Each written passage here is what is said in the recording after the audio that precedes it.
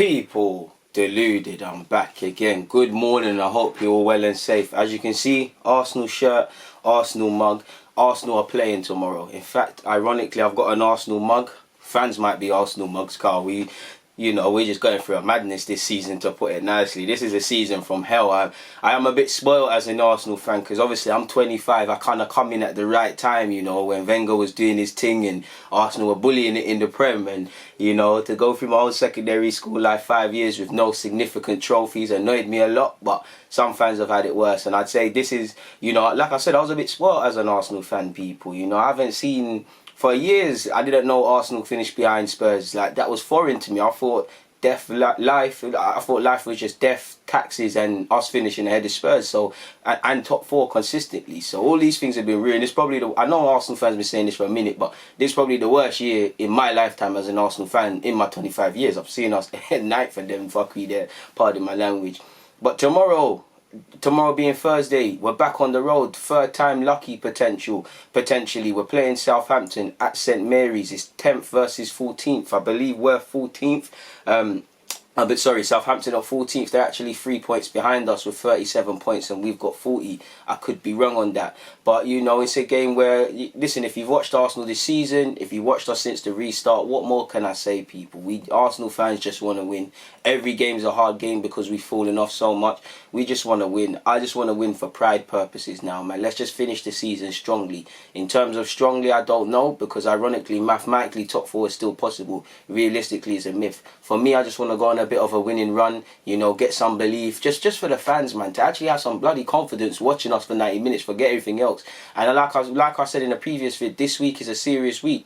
It's a 6-pointer in the sense that, we're in the FA Cup on Sunday. Obviously, you don't get points for the FA Cup, but you get my point. And you'd argue it's more dramatic if we lose than Sheffield. Sheffield can still, not that they will, because Chris Wilder, there's a chance of getting to Wembley, but they're doing fantastic in the league. They're going to have a very good finish in the league. Every chance they finish ahead of Arsenal in the league. Us, we need that. Because at most, all we can get from the season is potentially the first trophy for Arteta as a manager. Doing it as a player and manager at Arsenal will be his own little bit of history. And the young players. And for me, Arsenal, it's about pride now. Corona's disrupted our travel plans, but you've been up to the Etihad. You've now been to the seaside in Brighton. Do you really want to go up to another seaside town in St Mary's in Southampton and get smacked up again? Now, St Mary's... I don't like going to St Mary's. It's maybe more so when Mane was at Southampton, but it's a ground which gives me a lot of stress as an Arsenal fan. So we're going to really need to fix up, people. We need 3 points. Now, Hassan Hutt's I watched the game against Norwich. I've got it recorded. I'm pretty sure Southampton fans would agree it's safe to say that first half, Norwich should have put them to bed. They were all over Norwich. Southampton were lethargic. Norwich, if they just needed to score, they had a number of corners, but then they didn't and they got pumped. They got pumped 3-0. And Southampton, they're a decent team, man. Since they lost that 8 or 9-0 to Leicester, they've kind of fixed up and put some pride back into the shirt. They've conceded 52 odd goals, so like us, they failed to keep clean sheets. So if you're a Bamian and whatnot, there should be some motivation behind potentially trying to bag in this game. Before I forget, obviously, it's touch and go in relation to Xhaka's fitness, potentially Socrates as well. Apparently, Torreira's 2 weeks away from full training. Leno is more positive news in that he's out for 4 to 6 weeks rather than a year, but he'll play no part in this competition. It's looking at Southampton, there are gaps to exploit. We'll talk about it tactically in a second, people. They really like to play first-time crosses. Set-piece delivery. They've got someone like Ward-Prowse.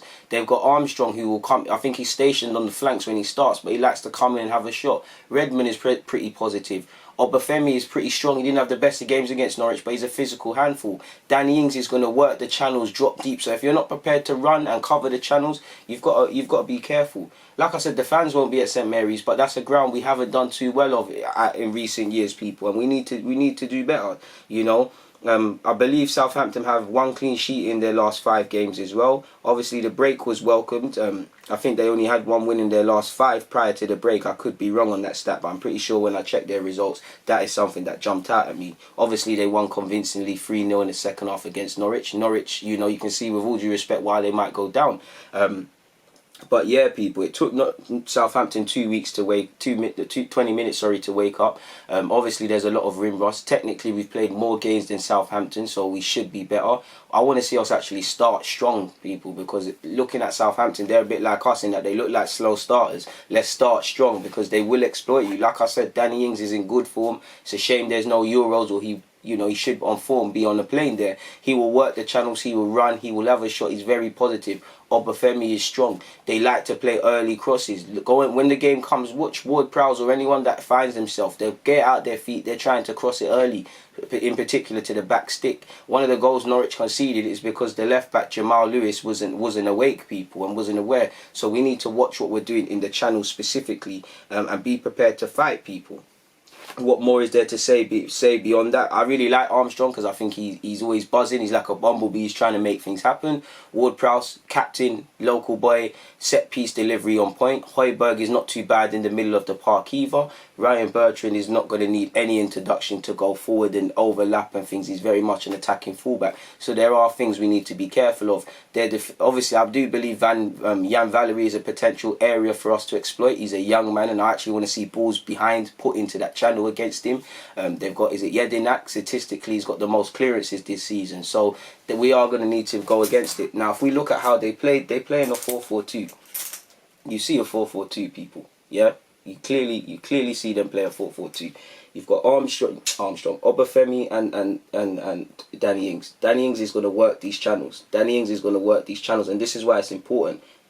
Because if you do this, and a ball comes in from this side, and Obafemi or Danny Ings are not picked up, and they exploit this space, people, we're in trouble. These are the areas they exploit. The channels are crucial. You will see it, whether it's Ward-Prowse or Højbjerg in the middle, out their feet into these channels, out his feet into the channels. And in fact, why fullbacks and the wingers need to track back, you'll see it. He'll get it out his feet, he'll peel off, but you'll also see their wide men and their fullbacks get involved, people. Against Norwich, if I haven't said it, they played a 4-4-2. So again, you're looking at the pivot, people, from an Arsenal perspective. Again, apologies, because again, I've moved everybody about and it's difficult to see. But I'd probably go with a 4-3-3 against them. I'm not going to lie to you lot, people. Like I said, there's a 4-4-2. They've got Armstrong buzzing like a bumblebee off the flanks. Redmond will keep trying to swap the left and the right hand sides. They've obviously got Danny Ings, who's going to work these channels, who's going to have shots. Listen, he's going to drop deep. Danny Ings is the problem, people. I'm very scared of him. And you've got Obafemi, if they go with two strikers, who's a physical handful. For us, we're kind of limited. If it's in relation to the lineup, personally, we're kind of limited. We know there's several injuries in the team. So for me, and sorry, before I get onto that, areas to exploit, Valery. Valery's a decent right back, but put it in behind him. When he steps up and loses concentration, put it in behind him. Put it in behind him. Put it in behind him.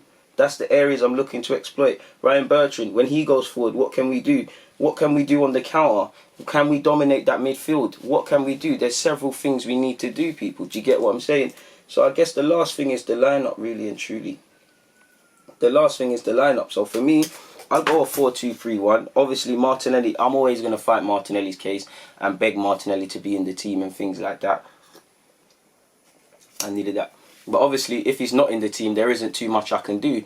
We know there's several injuries. We know it's touch and go in relation to Xhaka's fitness as well. So we'll have to see. In the lineup in which I can name at this time as an Arsenal fan, I'm going Martinez in goal, Mustafi and Rob Holding. Holding needs to show me something against Southampton at centre-half. Left back for me is Tierney. Right back is Bellerin. Midfield, we're a bit short of options, but I'm going to go with Guendouzi, Ceballos and Mesut Ozil. Was tempted to bring Joe Willock in, but that's what I'll go. Up front, I believe it won't be, but I believe it should be Aubameyang up front. Saka moved to left wing, and obviously Pepe, who scored and should have a bit of confidence after scoring against Brighton. That would be my lineup. So once again, I'm going Martinez, Mustafi and Holding, left back Tierney, right back Bellerin, midfield trio of Guendouzi, Ceballos and Ozil. Up front, our attacking trio of Aubameyang through the middle, Saka on the left, and Pepe through the right. Most importantly, people, I want to see pride, man. I'm tired of conceding cheap goals. I'm tired of going away from home and getting smacked, but I can't see much different, people. Southampton won 3-0. We failed to see out a lead. Don't return home from another away game on a long coach journey, knowing you never got 3 points. Just put some pride back in the shirt. But for now, I've got nothing more to add. People, Deluded. I'm out. In relation to the Southampton versus Arsenal preview, that's all I got to say.